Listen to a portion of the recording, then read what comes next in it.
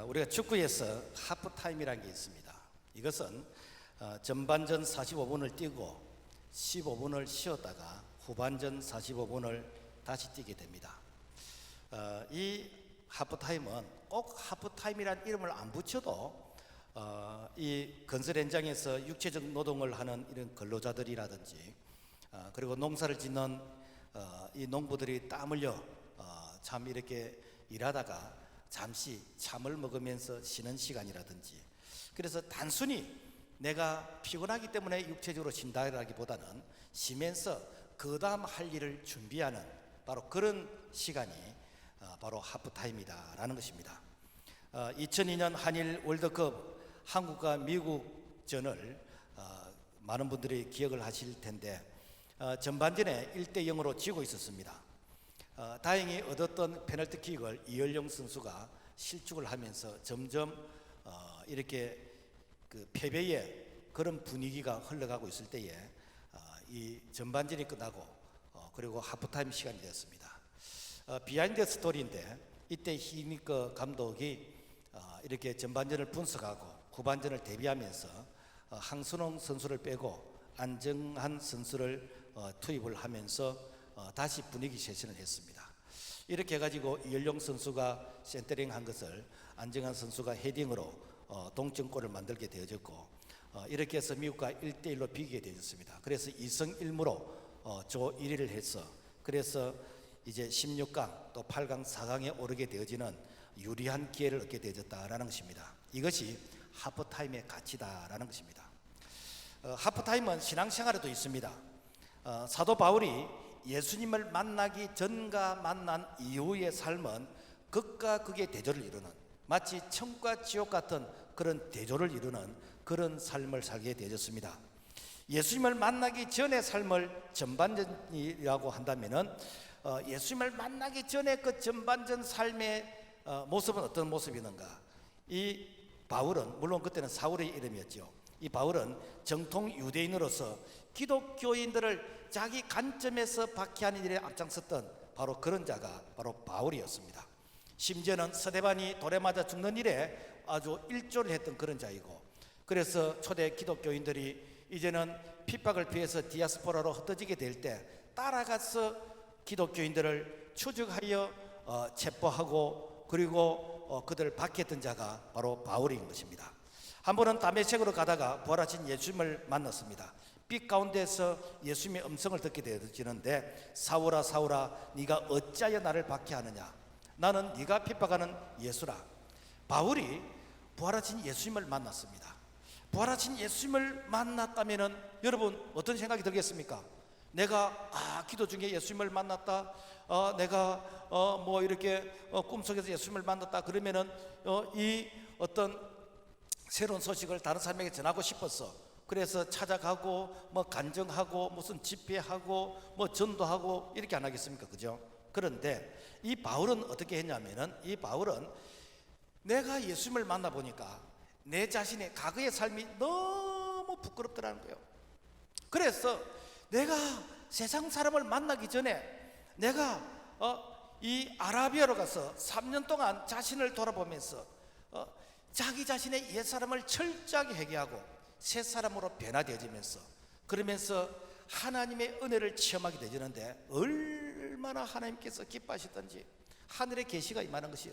그래서 오늘 우리가 읽었던 이 말씀 가운데 보면은 내가 사람에게 배운 것도 아니고 내가 들은 것도 아니고 내가 하나님으로부터 받은 말씀이다 라고 하면 전하잖아. 왜? 이 바울이 아라비아로 가서 3년 동안 소위 말해서 하나님과 나만의 그런 시간, 하프타임을 시간을 가지면서 하나님의 능력과 은혜를 체험하게 되집니다.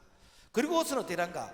이제는 그 후반전의 삶을 살게 되지는데, 그 후반전의 삶은 그야말로 그 신약 성경에서 예수님 다음으로 위대한 그런 사명, 사역을 감당하게 되지는, 심지어는 순교하면서까지 예수가 그리스도라고 복음을 전하는 이 사명을 감당할 수 있던 그 터닝 포인트의 그 변화가 어디서 일어나는가? 하프타임에서 일어났습니다. 오늘은 맥주 감사 주일입니다. 2021년 전반기를 마치고 우리가 하프타임을 우리가 가지게 되집니다. 전반기의 삶을 돌아보면서 내가 이대로 전반기의 삶을 계속 살 것인지, 아니면 전반기의 삶을 진단해서 내가 잘한 것은 무엇이고 못한 것은 무엇이고, 그래서 내가 못한 것을 철저하게 진단해서 내가 후반기에는 정말 성공적인 그런 삶을 살아야 되겠다라고 하면서 내가 1년의 중간 지점에서 내가 전반기를 돌아보고 후반전을 준비하는 이 시간이 바로 오늘 맥주 감사절을 통해서 우리 자신을 돌아보는 하프타임의 시간이다라는 것입니다. 그래서 이 하프타임의 시간을 잘 가지게 되지면요, 실패를 반복하지 않습니다. 그리고 성공한 것은 계속해서 성공할 수 있는 것이고, 그래서 내 자신을 돌아보면서 그래서 2021년 내가 이제 후반전은 내가 이렇게 살아야 되겠다라고 결단하게 되지는 바로 그러한 시간이 오늘 우리가 맥주 감사절을 통해서 우리가 전반전을 돌아볼 수 있는 참으로 의미 있는 하프타임의 시간이다라는 것입니다. 자, 그렇다면 하프타임을 우리가 어떻게 이해를 하는가? 사람들마다 이 하프타임이라고 인정하는 시기가 다 다릅니다.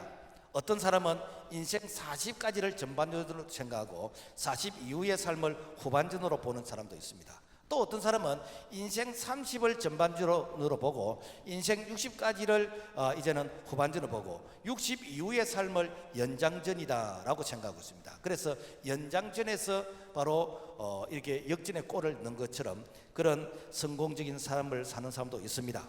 또 어떤 사람들은 은퇴까지를 전반전으로 생각하고 은퇴 이후의 삶을 후반전으로 보는 사람도 있습니다. 중요한 것은 인생의 이 하프타임은 그야말로 내가 정신없이 앞만 보고 달려가다가 잠시 내가 걸음을 멈추고, 그리고 어떻게가 내가 전반전을 돌아보면서 다시 내가 목표를 재점검하면서 이 후반전을 어떻게 내가 달려가야 될 것인가, 아주 진지하게 자기를 성찰하면서, 그리고 참 이렇게 이 후반전을 성공적인 삶을 살아가기 위해서 내가 준비하는 바로 그 시간이 바로 하프타임의 시간이다라는 것입니다.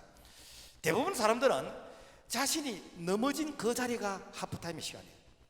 내가 이 건강 때문에 내가 병원에 입원해서 그동안의 건강의 중요성을 모르고 내가 주일도 모르고 참 내 몸을 학대하면서 그러면서 살아왔다면은 내가 병원에 입원해서 내가 이게 링거를 꽂고 있는 이 시간대에 내 자신을 돌아보게 되지는 앞으로 내가 어떻게 살아야 될 것인가를 진지하게 고민하면서 자기를 성찰할 수 있는 그 시간이 바로 하프타임의 시간이다라는 것입니다.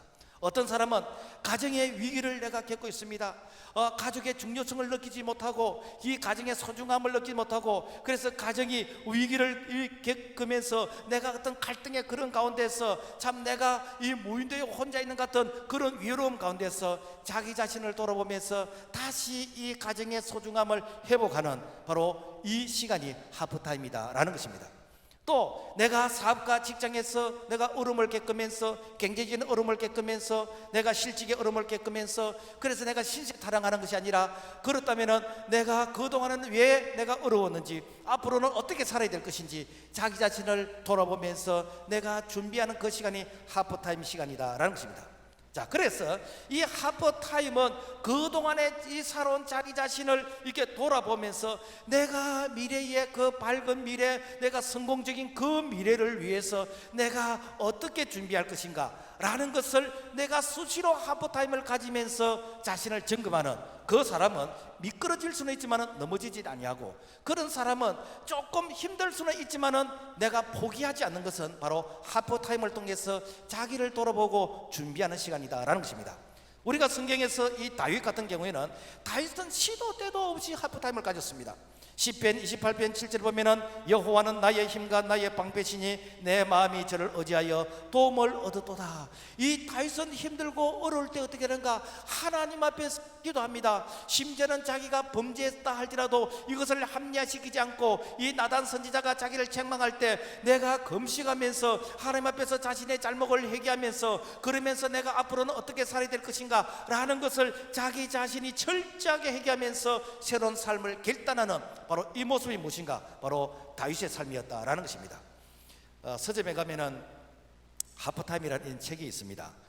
저자 밥 버포드가 지은 책인데 그 책의 내용에 보면은 이런 내용입니다. 대부분 사람들이 인생의 전반전은 성공지향적인 그런 삶을 살면서 열심히 뛰어간다는, 열심히 뛰어가다 보니까 건강도 잃게 되는 것이고 또 뭐 가족과의 관계, 또 뭐 이렇게 이웃과의 관계, 사람과의 이런 관계도 좀 소홀히 하게 되는 것이고, 우리가 신앙적으로 말하면은 내가 참 이렇게 신앙도 까먹게 되는 것이고, 열심히 뛰어가다 보니까 얻는 것도 있는데 잃는 것도 많더라는 것이죠.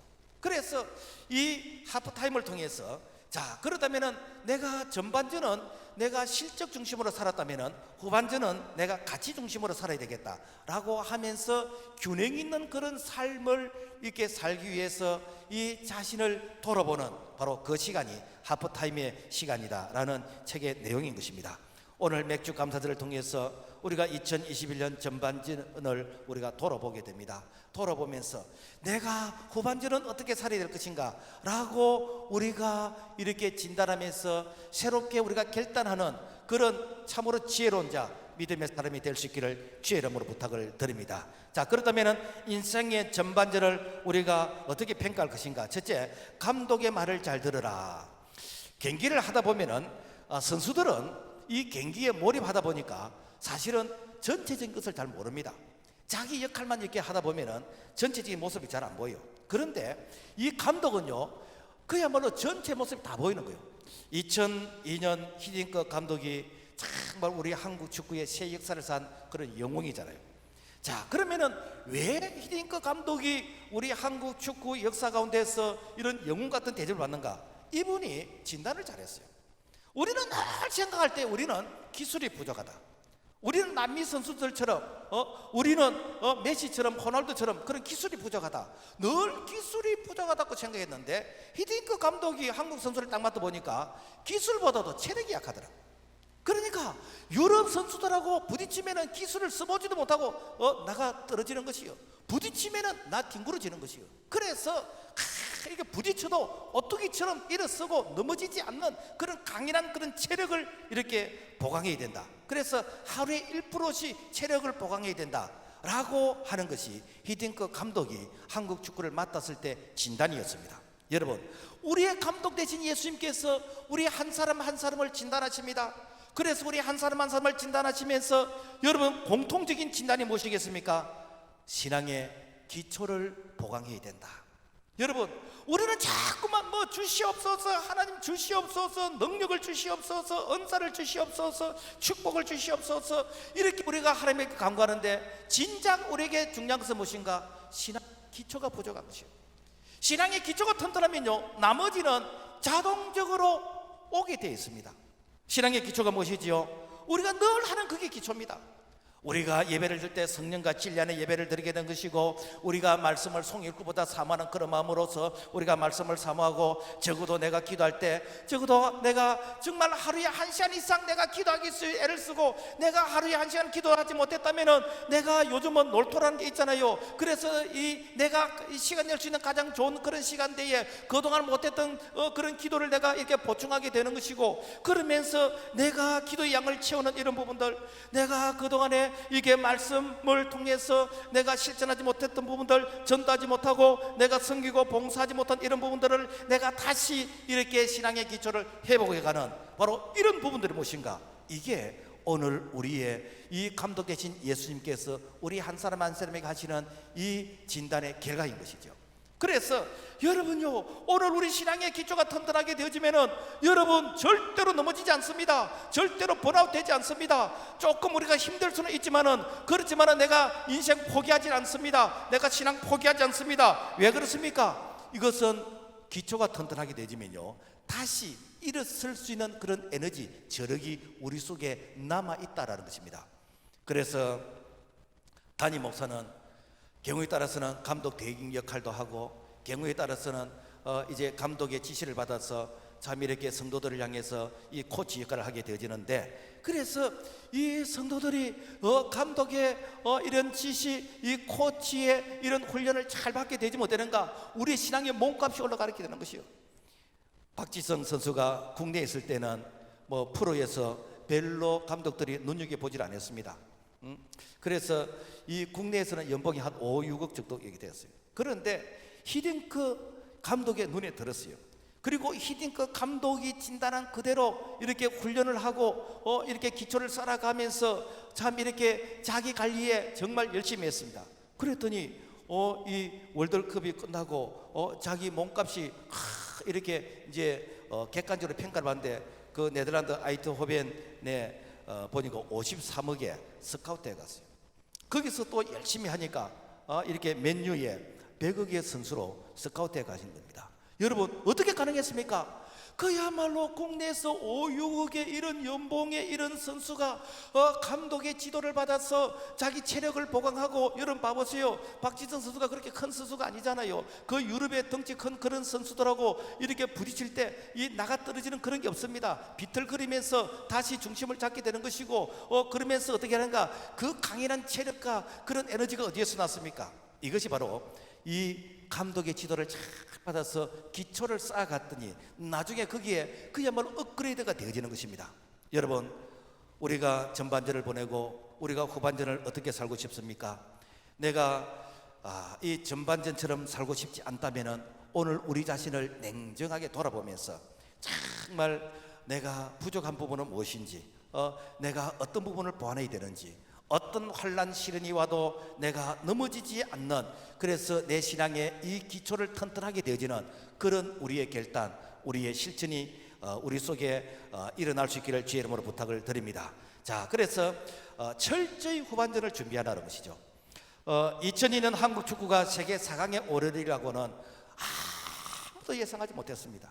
우리는 16강에 오르면 대성공이었습니다. 8강에 오른다는 이것은 어떤 기적 같은 꿈 같은 얘기인데 우리가 4강까지 오르게 되어졌습니다. 그 4강까지 오르게 된 그 배경에는요, 그 감독의 그 아주 지략의 그런 어떤 전술, 하프 타임을 통해서 이 선수들을 잘 지도를 했어요. 우리가 조금 전에 봤던 그 영상이 이제 8강전에서 그 이태리와의 그 경기였습니다. 그런데 이태리 선수는 이태리 팀은 월드컵에서 2번이나 우승을 한 팀입니다. 그러니까 우승 후보요. 자기들은 당연히 한국 쯤은 아주 대성을 거뒀기라고 생각했습니다. 히딩크 감독이 딱 보니까, 이야, 거기에는 이 비엘이라는 선수, 이 선수는 세계적인 선수인데도 체력이 엄청나게 좋대요. 원래 복싱 선수였대요. 그러니까 그 선수하고 부딪히면은 우리 한국 선수는 전부 다 튕기 나가는 거예요. 튕기 나가는 거예요. 그래서 이렇게 체력적으로 강해야 된다는 것은 계속해서 강조해 왔고, 그런데 갑자기 경기에서 체력이 불뚝 일어납니까? 안 되잖아요. 그러니까 그들의 거친 어떤 몸싸움을 통해서 한국 선수가 이게 나가 떨어지고 할 때마다 어떻게 하는가, 전반전을 마치고 이렇게 그 하프타임 때 여하튼 이 이태리 선수가 거치게 파울을 하면은 무조건 주심에 가서 항의를 해라. 그러면은 한국의 이 붉은 악마들이 야유를 보낼 것이다. 그러면은 이 주심이 마음의 부담을 가지게 될 것이다. 이렇게 해가지고 그야말로 이 거친 그런 이렇게 경기를 하면은 무조건 주심에게 이렇게 항의를 하는 거예요. 그래가지고 우리 아까 봤잖아요. 퇴장 한 명 다 하는 거 봤잖아요. 이게 뭔가, 여러분요, 히딩크 감독의 전술에서 나오다 이게. 그래가지고 참 1대0으로 지고 있던 그 상에서 동점골을 만들게 되는 것이고, 그리고 연장전에 가서 골든골을 통해서 이제 승리하게 되어졌다라는 것입니다. 여러분, 어떻게 가능했습니까? 감독이 그 하프타임 시간에 저 이태리의 그 전술을 분석하고 우리 약점을 분석해서 어떻게 대처를 해야 될 것인가, 철저한 하프타임을 통해서 바로 후반전을 임했을 때 승리를 가져올 수 있는 그런 놀라운 일들이 일어났다라는 것입니다. 여러분, 전반전의 실패는 여러분요, 반의 실패입니다. 전체의 실패가 아니에요. 그렇다면은 내가 후반전은 얼마든지 역전할 수 있는, 뒤집을 수 있는 그런 기회가 있는 것입니다. 우리가 맥주 감사절이 여러분요, 전반기를 이렇게 돌아보면서 후반기를 시작하기 전 이를 첫 주에 우리가 맥주 감사주의를 지키잖아요. 이것은 내가 전반전을 달려오면서 내가 후반전을 계속해서 살 것인지, 아니면은 내가 부족한 것이 무엇인지 우리 자신을 돌아보면서, 그래서 정말 후반전을 내가 성공적인 그런 이렇게 신앙생활, 그런 인생, 그런 삶을 살도록 우리 자신을 돌아볼 수 있는 그런 기회로서 바로 7월 첫 주 맥주 감사절을 우리에게 이렇게 허락하신 것입니다. 우리가 성경에 보면은 이 전반전과 후반전을 어떻게 관리했냐에 따라서 성공한 사람도 있고 실패한 사람도 있습니다. 요셉의 같은 경우에는 전반전은 아주 실패의 인생이었습니다. 그런데 후반전에 가서 완전 별이 됐습니다. 자, 요셉의 전반전 인생을 보면은 그 배다른 형제들이 많은 그런 집안에서 태어났어. 예, 여러분요, 배다른 형제가 많은 그런 집은 늘 자녀들끼리 이렇게 싸웁니다. 갈등이 많습니다. 그리고 요셉은 어릴 때 어머니가 일찍 세상을 떠나게 되었어요. 자기 동생이 베냐민과 같이, 그래서 형들에 비해서 나이도 어리고 여러 면에서 불리한 그런 입장에서 어린 시절을 보냅니다. 그 형들로 이렇게 좀 왕따도 당하고, 그 아버지가 이제 특별히 이렇게 요셉과 베냐민을 사랑했지만은 사실 보이지 않는 가운데서는 형들이 좀 많이 이렇게 꼬잡고 뭐 또 이렇게 왕따를 시키는 그런 부분이 있었습니다. 이걸 어디에서 알 수 있는가? 이 요셉이 형들에게 이제 심부름을 갔을 때, 이야, 저 꿈쟁이 온다, 저 꿈이 진짜 이루어지는 거 한번 보자라고 하면서 그야말로 물 없는 웅덩이에 빠뜨리기도 하고, 그리고 그냥 그 웅덩이에서 죽는 것을 우리가 이렇게 눈앞에서 보느니 차라리 저 애굽 미디안 상인에게 팔아버린 게 낫겠다라고 하면서 그야말로 인신매매로 그렇게 팔아버렸습니다. 그리고 요셉이 애굽에 가서 그야말로 억울한 성폭행, 이렇게 누명을 쓰고 감옥에 갇히게 되집니다. 여기까지의 요셉의 인생을 보면은요, 그야말로 아무런 그 터널에서 희망이 보이질 않습니다. 요셉의 인생은요, 그야말로 태어나서 지금까지 그야말로 계속해서 실패의 그런 연속입니다. 그런데 이 요셉이 감옥에서 어떻게 하는가? 감옥에서 내가 아버지 이름을 불러도 아버지가 달려올 수 없고, 형의 이름을 불러도 형이 나를 도와줄 수 없고, 어느 누구도 나를 도와줄 수 없고, 그야말로 감옥에서 내가 하늘만 쳐다보고 하나님만 내가 바라봐야 되는데 하나님 앞에서 자기를 발견하게 되어집니다. 그러면서 하나님, 그분만은 나의 힘이 되신다라고 믿고 하나님 앞에서 자기의 인생을 이렇게 다짐하는 바로 하프타임을 가지게 되는 것입니다. 자, 이래서 이 하나님 앞에서 하프타임의 이 시간을 잘 이렇게 가졌을 때, 때가 되면 하나님께서 요셉을 불러서 애굽의 2인자 국무총리가 되게 했어. 그래서 요셉 때문에, 요셉을 통해서 그 요셉의 형들과 아버지가 그 애굽의 고센 땅으로 와서 거기서 이게 생육 번성하게 되지는 그런 혼란 축복을 받게 됐습니다. 어떻게 가능했지요? 바로 요셉의 하프타임을 통해서. 만약에 요셉이 신세 타령을 하고 팔자 타령을 하고 나는 왜 이렇게 살아야 되는가, 내 인생은 왜 이렇게 계속해서 구겨지고 왜 내 인생은 계속해서 이렇게 실패 연속인가 라고 하면서 감옥에서 그야말로 인생 포기하려고 그러고 감옥에서 원망하고 불평하고 폭행하고 그렇게 했다면 요셉의 후반전은 없었습니다. 성공적인 후반전은 없었습니다. 그러나 요셉이 그 하프타임을 착가짐을 통해서 그 성공적인 후반전을 걸어갈 수 있었다는 것입니다. 그런가 하면은 전반전에는 하루했는데 후반전에 실패한 자가 있습니다. 누군가? 이스라엘 초대왕 사울 왕인 것입니다. 사울은요, 명문 집안에서 태어났습니다. 용모도 특별했습니다. 키도 큽니다. 그래서 얼마나 잘생기고 얼마나 인기가 좋았으면은 하나님께서 이 사울을 스카웃했습니다. 이스라엘의 초대 지도자로서 왕으로서 스카웃했습니다. 그래서 이 백성들도 와, 역시 하나님의 선택이 옳았다라고 할 만큼 이 사울은 모든 면에서 용모가 준수하고 존경받는 자였습니다. 자, 그런데 이 사울이 이스라엘 초대 왕이 딱 되고 나서 보니까 와, 자기 자리가 대단하거든. 그러니까 되는가?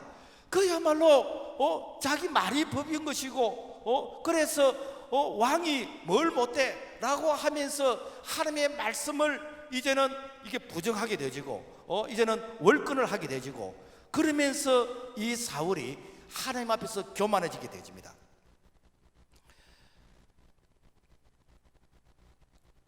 사울이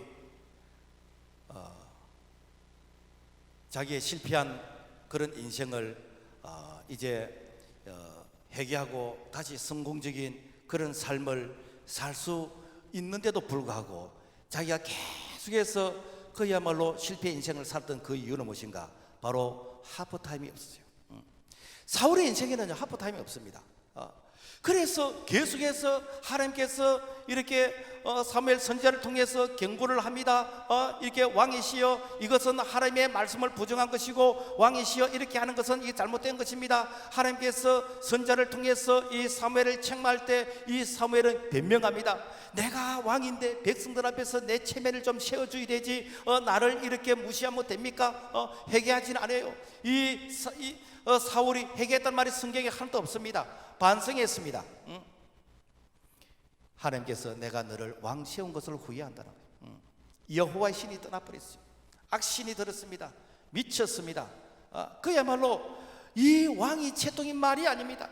나중에 끝에 가서는 이제 블레셋과의 전쟁에서 이 자기 자녀들이 죽고 자녀들이 죽었다는 그 소식을 듣고 이제는 참 그 할례받지 않는 이렇게 블레셋 사람들에서 죽느니 차라리 내가 자기에서 죽겠다라고 하면서 아주 비참한 인생으로서 이 사울의 인생이 끝나게 되었습니다. 왜 그렇지요?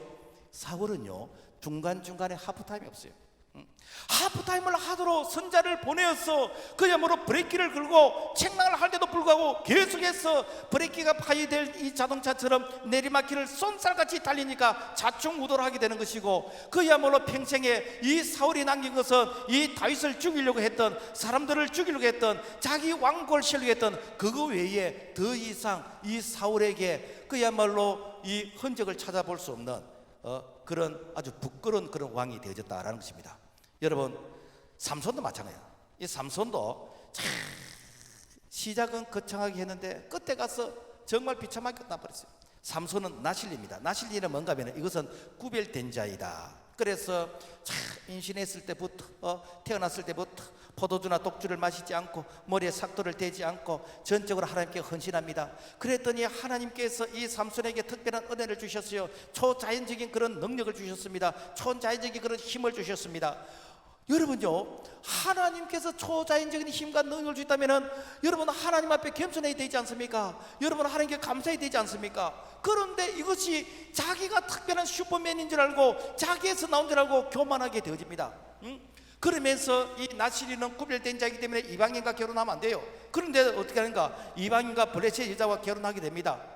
그러면서 쾌락에 빠지게 됩니다. 그 들라의 그 무릎에 이렇게 베개를 하고, 그래서 그 쾌락에 빠져서, 그래서 결국 어떻게 됩니까? 타락하게 되는 것이죠. 나중에는 두 눈이 뽑히고 소가 맷돌을 가는 그 맷돌을 이 삼손이 갈게 되어지는 아주 수치와 모욕을 당하게 됩니다. 왜 그랬지요? 삼손에게 하프타임이 없어서 그래요. 하나님은 그때 따라서 우리에게 사인을 주십니다. 지금은 하프타임이야. 지금은 네가 잠시 쉬면서 네가 걸어왔던 걸음을 돌아보고 앞으로 어떻게 살아야 될 것인가를 네가 바라보면서 준비해야 된 때이야 라고 하면서 사인을 주는데도 불구하고 그 사인을 무시해버리고 계속해서 끝까지 고집대로 가니까 어떻게가 끝까지 망해버리는 것입니다. 우리는 맥주 감사절을 통해서 전반전의 하프타임을 가지고 내 삶을 진단해 보아야 됩니다. 지금까지 살아온 이 방식으로 앞으로도 살 것인지, 후반전에도 이렇게 내가 살 것인지, 내가 살아온 이 방식이 자랑스러워서 내 자녀들에게도 내 주변의 성도들에게도 이렇게 살아라고 내가 건면을 할 수 있는지, 여러분 우리 자신을 여러분 냉철하게 바라봐야 됩니다. 여러분 이건 부끄러운 것이 아닙니다. 이건 자존심 사는 것이 아닙니다. 이것은 내 인생의 운명인 것입니다. 그러므로 말미암아 우리 자신이 걸어왔던 그 걸음을 여러분 돌아봐야 됩니다. 세상에서 제일 미련한 사람은 모르면서 배우지 않고 묻는 사람입니다. 이 사람은요 끝까지 그야말로 무식하게 망해버립니다. 또 내가 아는데도 불구하고 실천하지 않는 사람, 이 사람은 미련한 사람이에요. 우리 예수님은 하프타임의 모델인 것입니다. 예수님은 30년 동안 육신의 부모님을 섬기면서 참 이렇게 육신의 일에 이 순종하고 헌신했습니다. 그러면서 30이 됐을 때 이제는 하나님의 나라의 일을 시작합니다. 하나님의 나라를 시작하면서 예수님께 제일 먼저 하신 것이 무엇인가? 예수님께서 40일 금식하면서 하프타임을 가집니다. 그러면서 어떻게 하는가? 예수님은 하프타임을 한 번만 가진 게 아니라 매일매일 가집니다. 매일 새벽 하루를 시작하시면서 이렇게 한적한 곳에서 기도하시고 하루를 마무리하시면서 이렇게 산에서 기도하시고, 예수님께서는 중요한 일을 앞에 놓고 제자들을 선택할 때 이렇게 따로 하프타임의 기도 시간을 가지고 그리고 십자가를 앞에 놓고 게시마네 동산에서 하프타임을 가지면서 아버지여 할 수만 있으면 이 잔이 내게서 지나가게 없이고 내 원대로 마치고 아버지의 뜻대로 되기를 원합니다 라고 하면서 예수님은 하프타임의 모델인 것입니다. 오늘 우리도 틈틈이 자신의 하프타임을 가지게 됩니다. 우리의 하프타임은 여러분요 개인적으로 우리가 새벽입니다. 이 새벽은 여러분 우리가 하루를 0시부터 생각할 때에 새벽 한 5시 6시 이 사이에, 그러면 어찌 보면은 우리가 이 전반전은 내가 잠자는 시간이었다면은 이 후반전은 내가 이제 이 생업 가운데 일하는 시간이라, 그래서 내가 후반전을 어떻게 내가 살 것인지 하나님 앞에서 내가 도움을 구하면서 하나님 도와주세요, 성령으로 지혜를 주세요 라고 하면서 우리가 기도하면서 시작하는 이것이 무엇입니까? 우리가 새벽 기도의 하프타임인 것입니다. 내가 새벽 기도를 할 수 없는 사람들은 내가 하루를 마무리하고 내가 저녁 시간에 조용히 하나님 앞에 기도하면서 하루를 돌아보면서 내가 이렇게 잘한 것을 무엇이고 못한 것을 무엇이고 내가 또 어떻게 준비될 것인지 자기들을 돌아보는 것이 또 저녁에 하프타임 시간인 것입니다. 이것도 저것도 힘든 사람들은 이렇게 직장에서 내가 이렇게 점심시간에 내가 식사를 하고 잠시 이렇게 참 큐티를 하면서 그러면서 하나님 앞에서 내가 말씀을 묵상하고 기도하면서 그러면서 하나님의 도움을 구하는, 이것이 바로 직장에서 내가 가질 수 있는 하프타임인 것입니다. 여러분, 그리고 오늘 우리 성도들 모두가 가질 수 있는 하프타임이 무엇입니까? 이게 주일인 것입니다. 이것이 바로 성의를 거룩하게 지키는 것입니다.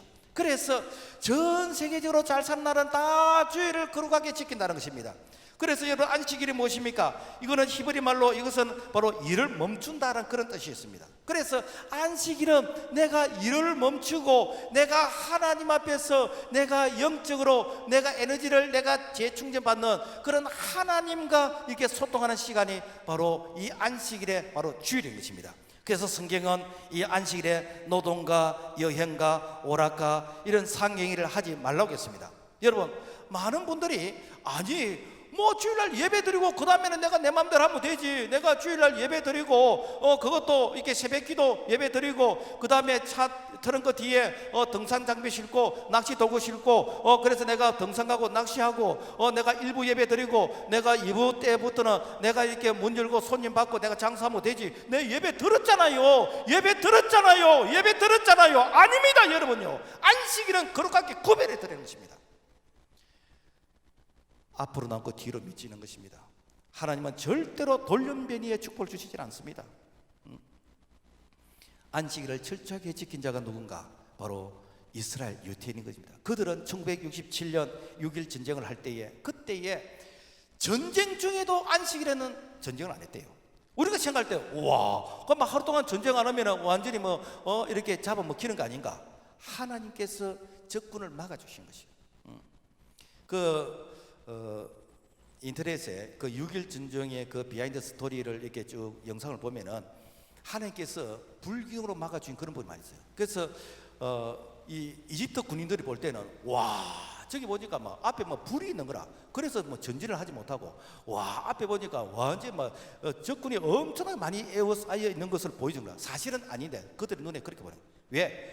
이스라엘 이 군인들이 안식일을 지킨 동안 하나님께서 어떻게 하는가? 막아주시는 거죠.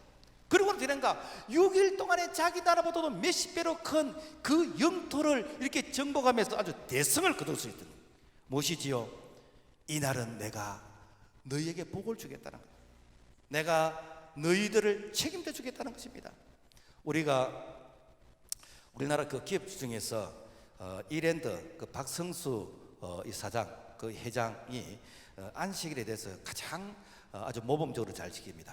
그래서 주일에는 각 교회 가서 이제 다 섬기고 이제 월요일이 되지면은 이렇게 전 이제 사원들이 그 예배를 드리는 거예요. 그리고 저는 안 가봤습니다만은 그러더라고요. 그 회사에는 곳곳에 기도실이 있다더라고. 그래서 내가 힘들면은 기도실에 가서 기도하고 점심 먹고 내가 기도하고 그러면서 하나님 앞에서 이 하프타임을 가지는 거라. 그러니까 어떻게 하는가? 하나님께서 지혜를 주시는 것이고 하나님께서 그 참 작은 이 구멍가게 같은 거기에서부터 액세서리 장소부터 출발해가지고 그야말로 중견 기업가가 될 수 있는 그런 비결이 어디에서 나온가?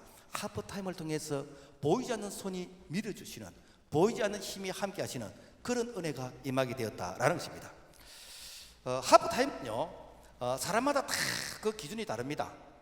그래서 은퇴하신 분들이 보통 은퇴를 딱 하게 되면 그때부터 급속하게 이 노령의 현상이 일어났다든지, 은퇴를 하면 그때부터 안 아팠던 것이 그때부터 집중적으로 아프다든지, 여하튼 은퇴를 하고 나서 그야말로 이 곡선이 뭐 하얀 곡선이 아니라 완전히 꺾이는 그런 하얀 곡선을 끊는 그런 경우가 들었습니다. 왜 그런가?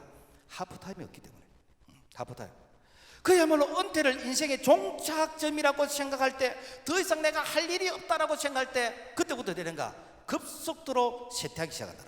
그렇지만은 내가 은퇴하기까지를 내가 전반전으로 생각하고, 내가 그 이후에 내가 후반전으로 그동안의 나의 경험과 나의 지식과 여러 가지 이런 어떤 연륜을 통해서 내가 후반전을 이제는 진짜 내가 꽃을 피우는 그런 열매 맺는 그런 사역을 해야 되겠다라고 생각을 하고 내가 하프타임을 가지게 되지면 어떠련가? 하나님께서 그동안의 모든 이런 경험과 이런 에너지를 동원해서 정말 보람 있는 그런 후반전의 삶을 살 수 있도록 은혜를 주신다라는 것입니다.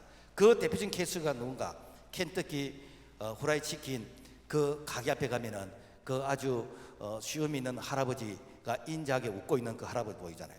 그 할아버지는 65세까지 되는 것이 없었대요.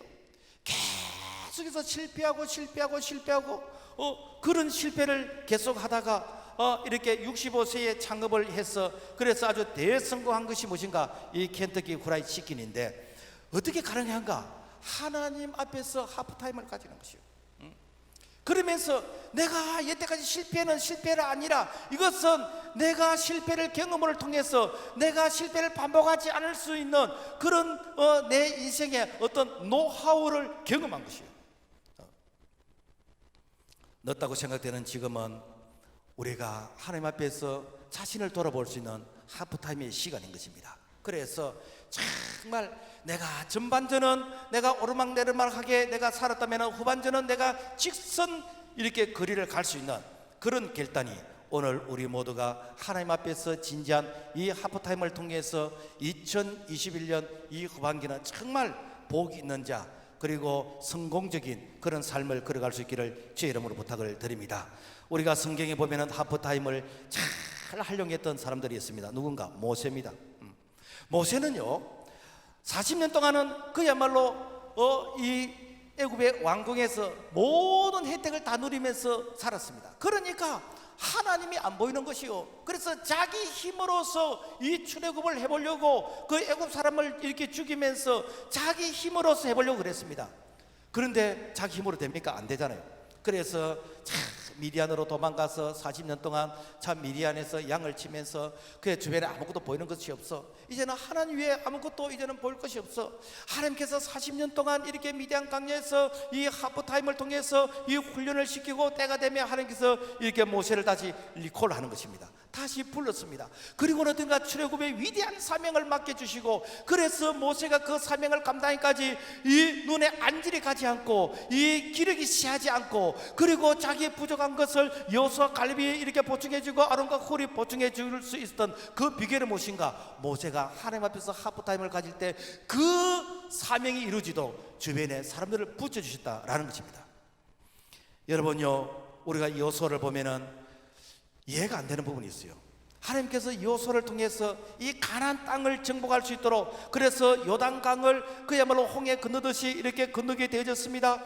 그 난공불락의 여리고성을 이렇게 무너뜨리게 됐습니다. 그리고 아이성을 실패했지만 다시 아이성을 정복하게 되었습니다. 이제 남아있는 게 무엇인가? 이 가나안 땅의 7 족속을 이게는 다 멸하면서 그 가나안 땅, 약속의 땅, 언약의 땅, 아브라함 때에 약속하신 그 약속의 그 땅을 이제 정복하는 것만 남았는데, 그 정복을 앞에 두고 어떻게 하는가? 이 여호수아가 갑자기 산으로 갑니다. 에발산으로 갑니다. 여호수아 8장 3절, 그때 여호수아가 이스라엘의 하나님 여호와를 위하여 에발산에 한 제단을 쌓았으니. 여러분 생각해보세요. 한창 전쟁을 하다가 갑자기 산으로 사람이 가버려요. 그리고는 거기서 뭐 하는가? 거기서 제단을 쌓았다는 거예요. 제단이 무엇인가? 하나님 앞에서 희생의 제사를 드리는 거, 지금 말하면 예배를 드리는 것이요. 여러분 생각해보세요. 한창 내가 성공하고 이제는 성공이 눈앞에 완전히 깃대를 꼽을 그 날이 보이는데, 내가 하던 성공을 내려놓고 내가 한적한 곳에 가서 내가 예배 드리면서 내가 하나님과의 기쁜 만남을 내가 가진다. 여러분, 옆에 사람들 볼 때 어떤 생각을 하겠습니까? 저 조금 이렇게 더위를 마신 게 아닌가, 약간 좀 정신이 이상한 게 아닌가, 아마 그렇게 생각할 것입니다. 그런데 여호수아는 거기에서 어떻게 했는가? 여호수아 8장 12절, 여호수아가 거기서 모세가 기록한 율법을 이스라엘 자손의 목전에서 그 돌에 기록하며 무엇인가? 거기서 예배를 해보겠다는 것입니다. 말씀을 해보겠다는 것입니다. 왜 예배와 말씀을 해보게 됩니까? 가나안 땅에 들어가면은 그 가나안 땅의 원주민들이 섬기는 바알신과 아세라신이 있는데, 내가 거기 들어가서 그 사람들의 문화와 동화되지 않고 그 사람들 속에 내가 유혹에 내가 넘어가지 않기 위해서는 내가 예배로서 무장하고 말씀으로서 무장해서 하나님의 사람으로 무장되어져야 그 가나안 땅에 들어가서 하나님이 지금 그 축복이 변질되지 않는 것이요. 다른 말로 하면은 내가 하나님 앞에서 내가 믿음으로 복을 받아야 됩니다. 내가 경건하게 이렇게 예배를 통해서 말씀을 통해서 기초가 다지진 가운데서 복을 받아야 그 복이 변질되지 않지. 내가 그런 기초가 되어 있지 않은 가운데서 여러분 물질의 복을 받아보세요. 명예의 복을 받아보세요. 사람이 어떻게 됐습니까? 여러분 타락하게 되는 것이고 변질되게 되는 것이고, 차라리 네가 그 복이 없었더라면 네가 겸손하게 섬겼을 텐데 그 복이라는 것 때문에 네가 막이 되어졌다 라는 것을 알기 때문에 여호수아는 에발산에 가서 이 하프타임을 가지는 것입니다. 예배의 하프타임을 가지는 것입니다. 말씀의 하프타임을 가지는 것입니다. 여러분, 우리가 달려가는 것도 중요하지만 달려가다가 여러분 내 자신의 이 부족한 부분이 무엇인지 자기 자신을 돌아보면서 오늘 이 시간에 에발산이 무엇인가 경건의 시간인 것입니다. 하나님 앞에서 하나님과 나만의 시간인 것입니다. 여러분 필요합니다. 우리가 바쁘다는 이유 때문에 정말 중요한 것을 놓칠 때가 많이 있잖아요. 목사님, 그 기도라는 거 그거는 시간이 많은 사람들 하는 것이지 우리같이 이렇게 바쁜 사람이 언제 기도합니까? 바쁠수록 기도해야 됩니다. 기도하면은 하나님이 도우시는 것입니다.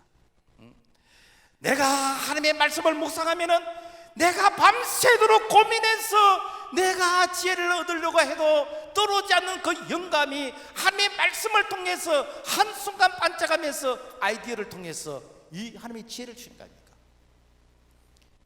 기회가 되어지면은 한번 초청을 하려고 하는데, 만낙 감자탕 이 사장님이 우리 김강수 장로님 후배인 것 같아요. 부산기계공고를 나왔는데 하는 것마다 안 된대. 하는 것마다 안 되는. 그래서 목사님이 개척교회를 하셨는데, 개척교회 이게 멤버로서 사실 개척교회 멤버들 참 이렇게 훌륭한 분들입니다. 그래서 목사님이 한 번도 안 해보는 감자탕 한번 해보라고. 그래서 목사님의 말씀이 하나님의 음성인 줄 알고, 그래 이제 감자탕을 하는데 감자탕을 자기 해봤겠습니까? 집에서 라면을 끓이지 감자탕을 해봤겠습니까? 그래서 기도하면서 이게 감자탕 자는 데 가서 조언도 구하고 그런데 하나님께서 영감을 주셨어요. 그래서 제가 진짜 그 감자탕이 인기가 있는지 인터넷 들어가 보니까 와, 소비자 만족도 1위더라고. 보니까 1위고 여하튼 고객 무슨 서비스 여하튼 모든 게 다 1위 별이 되게 많더라고. 근데 중요한 것은 이분이 사업을 시작한 게 무엇인가? 그냥 단순히 내가 사업이 이렇게 힘들어서 한번 잘 살아보겠다 그게 아니고, 내가 우리 목사님이 이렇게 개척교회를 하시는데 내가 하나님의 나라 확장을 위해서 내가 스폰서가 되어야 되겠다. 내가 하나님의 나라 확장을 위해서 내가 할 수 있는 것이 이런 내가 물질로서 내가 도와야 되겠다. 이런 마인드를 가지고 20년 동안에 200억을 지원을 했대요. 아이고 목사님, 나도 성공하면 나도 200억 정도 할 수 있습니다. 안 됩니다. 여러분, 성공하면 하겠다는 사람은 절대로 안 됩니다. 그러나 내가 작을 때라도 그때부터 실천한 사람은 하나님께서 작은 일에 충성하면 큰 일을 이룰 수 있도록 하나님께서 되게 하신 줄로 믿습니다. 이게 무엇인가? 여러분요, 내가 계속 그때 따라서 하프타임을 가져야 됩니다. 여러분, 바울이 어떻게 해서 참 전반기와 그리고 그 후반기를 극과 극의 대조를 이루면서 성공적인 삶을 살 수 있었습니까? 이 바울은 다메섹 도상에서 부활하신 예수님을 만난 이후로 내가 사람들 만나지 않고 내가 은혜 나누는 거 그거 조금 이따 하고 어땠는가 이 아라비아로 가서, 아라비아는 뭐인가? 광야입니다. 광야.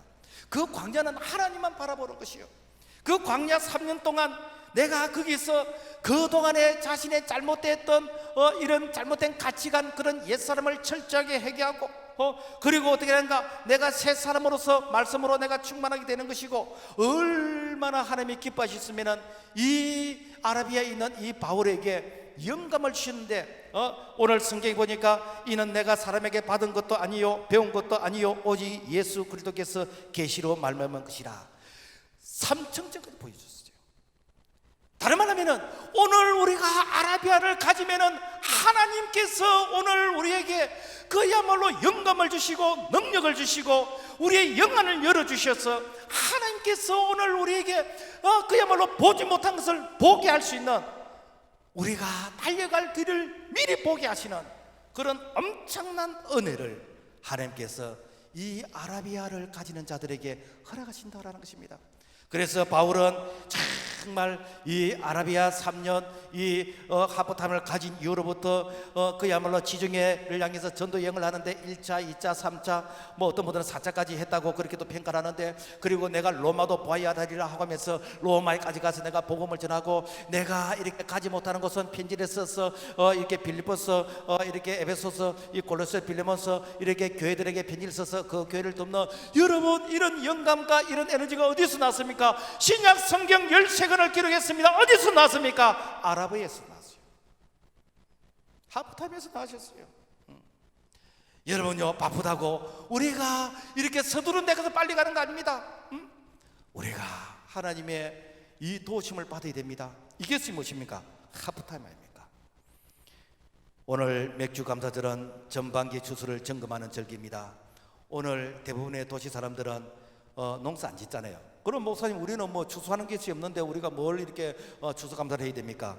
여러분요, 우리가 전반기 인생을 돌아보면서 우리가 전반기 사업을 돌아보고, 내가 전반기 내가 사역을 돌아보고, 내가 전반기 신앙을 돌아보고, 내가 전반기에 내가 걸어왔던 그 걸음을 돌아보면서 후반기에도 이렇게 살 것인지, 내가 실패한 것을 계속해서 살 것인지, 아니면 성공적인 것을 내가 성공적으로 계속해서 이어가야 될 것이고, 내가 중간 점검을 하면서 그러면서 내가 이 후반전을 어떻게 살아야 될 것인가 진지하게 고민하면서 오늘 우리가 이 하프타임을 가지게 될 때 하나님께서 7월부터 12월까지 주시는 그 후반전은 정말 오늘 우리가 봤던 이 이탈리아전에서 이 역전선언 같은 그런 역전의 그런 놀라운 축복이 오늘 우리 모두에게 임할 수 있기를 주님의 이름으로 축복합니다. 하나님 아버지, 감사합니다.